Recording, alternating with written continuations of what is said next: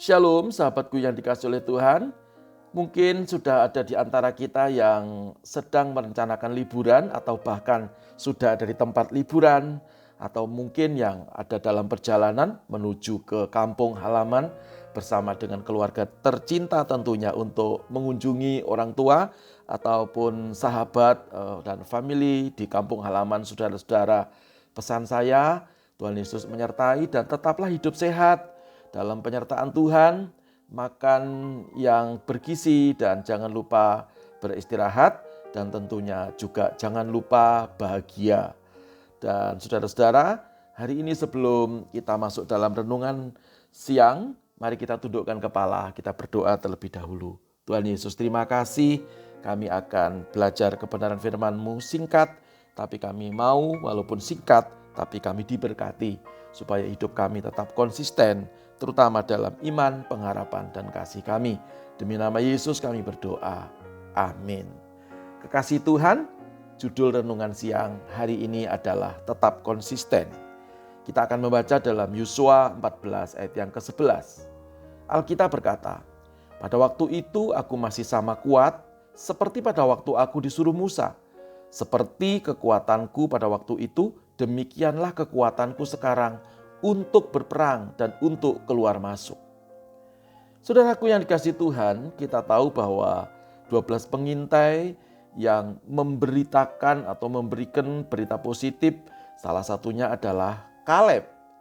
Salah satu karakter yang disukai atau saya sukai dari Kaleb ini adalah konsistensinya di dalam merebut tanah Kanaan.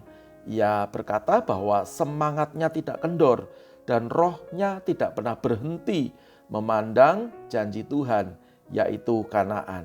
Ia tetap kuat. Saudara, ada sebuah kisah nyata tentang seorang wanita tua yang gigih memberitakan salib Kristus. Dr. Paul Brand, seorang dokter dan penulis. Ia dilahirkan di India. Orang tuanya adalah misionaris di sana. Dalam bukunya In His Image, dalam gambarnya, ia menceritakan tentang ibundanya. Dalam usia 75 tahun, dia masih sanggup berjalan bermil-mil jauhnya, setiap hari bahkan. Dia mengunjungi desa-desa di bagian utara India sambil mengajarkan tentang Yesus. Suatu hari ia terjatuh dan tulang pinggulnya patah. Selama 2 hari ia terbaring dalam keadaan yang tidak berdaya. Sampai beberapa pengerja menemukan dia dan membawanya di atas mobil jeepnya, lalu menempuh perjalanan 150 mil untuk menemui seorang dokter. Namun goncangan di atas jeep untuk semakin dia membuat keadaannya tidak semakin baik, tetapi semakin memperburuk keadaannya. Sehingga tulang itu tidak bisa lagi dipulihkan secara sempurna.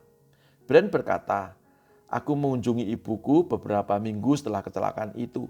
Aku perhatikan ia mengambil 2 batang bambu yang dibuatnya sendiri, lalu bergerak sambil kakinya terseret." Brand menganjurkan ibunya untuk beristirahat alias pensiun dari segala kegiatannya. Tetapi apa kata ibunya?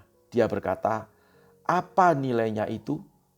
Jika kita sayang kepada tubuh ini dan tidak digunakan bagi Allah, apa nilainya itu?" Jadi dia terus bekerja dan memberitakan Injil sampai Allah memanggilnya pada usia 93 tahun.